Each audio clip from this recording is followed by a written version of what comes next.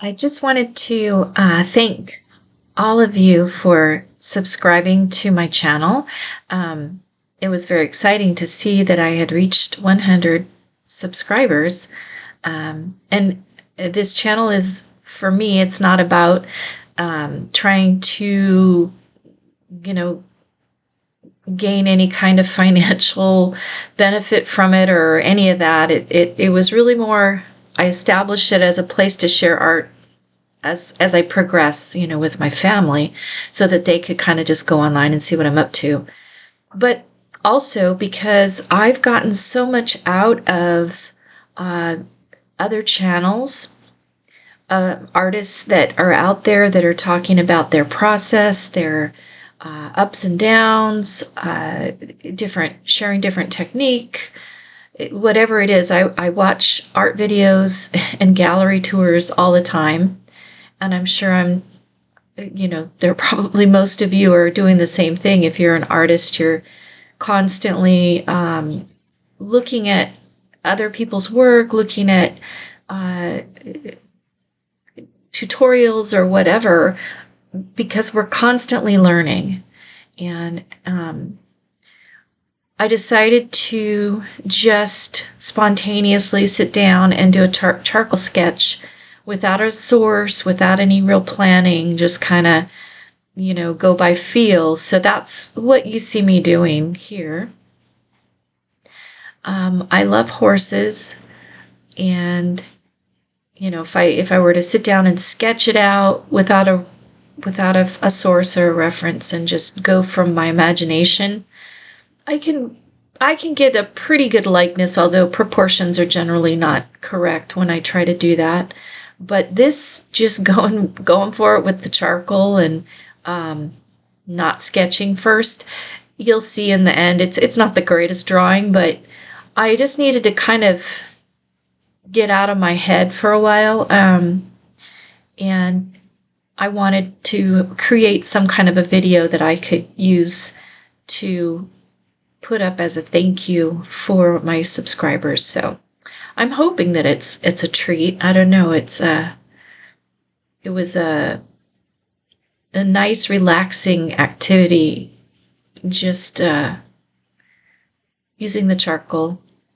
I like charcoal, and I like the subtractive method to start it out, because it's very forgiving. So you're able to go back in and you can add charcoal again and reshape something, or highlight something that maybe you made too dark, or there's just so many things you can do with it. And I love how it responds to different types of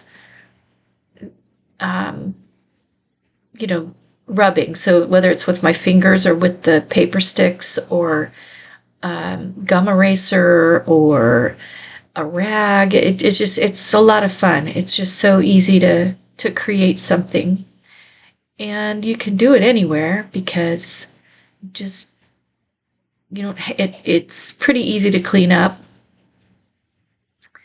So I kind of do this once in a while. Anyway, I love draft horses. I love big, fluffy, beautiful work horses. I just think that they're amazing creatures, and so gentle. And I kind of drawing a draft horse here. So it's kind of bigger than life, staring straight at you, But one of these days I'm going to do a more formal sketch of a draft horse, maybe even a painting, because I do like them a lot. But anyway, here you see me going in with my eraser pen to try to pull out some of the highlights in the eye and other spots on the face. And as I said, without using any kind of a reference or a source to go by, it is a little out of proportion. But I figure, whimsical, kind of spontaneous drawings are fun. I like to look at them. I like to watch an artist just sketch something straight from their imagination, or a painter paint something without, any real plan, just going for it, because it's exciting to see how it turns out. And I tend to draw kind of whimsical in my style anyway. It's not always super realistic unless I'm doing a commission for somebody, like if it's a pet portrait or something like that. Then of course I'm going to measure. I'm going to take great effort to put everything in there that would help to create a definite painted version of whatever that subject is. But this is just something for fun. And I've spent so many days working on collage assignments with the Milan Art Institute. And most of it, I wanted the subject matter to be very accurate, even though I was starting with applying tissue paper and magazine cutouts and all kinds of things. I wanted it to end up very realistic as far as the subject, in an expressive way. So because I was constantly measuring and redoing it and trying to get the color right and all that, it was very focused work. So this sketch allowed me to kind of just go into that right brain flow and not care really much about how the outcome was. It's more of just an exercise in creativity. I also realized that I hadn't really checked my camera closely, so my apologies. You're missing anything I'm doing to the muzzle and anything I'm doing to the tops of the ears. So yeah, I have a long way to go to get the hang of filming myself doing things. You see my husband walking in and out. He's very encouraging. He is very supportive. I'm so fortunate.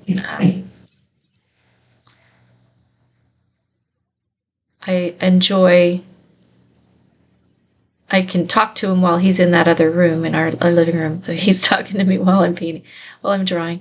But he's super supportive. And he's a musician. He's a drummer and also a tile contractor. So he has his passions, and he's an artisan, really. His tile is amazing, beautiful. He has a real mind for proper patterns and how to lay things out so they look right in a room, and just all of those things. He can just walk into a room and know exactly what he needs to do and what supplies he needs and how much. The measurements go off in his head, and he just kind of goes by feel sometimes. It's really interesting to see the outcome of his work. One of these days, because I know that he can do art, it's never been really a super passion for him. One of these days I am going to film him doing some artwork, because I have the feeling there's a lot hiding in that man that could be brought out in some beautiful, expressive, or abstract work. So one of these days I will corner him and have him show me his work. Meanwhile, this poor, out of proportion horse face. Well, and part of what you're seeing is at an angle anyway, because I've got the camera to my side, so you're getting a little bit of a warped view of it.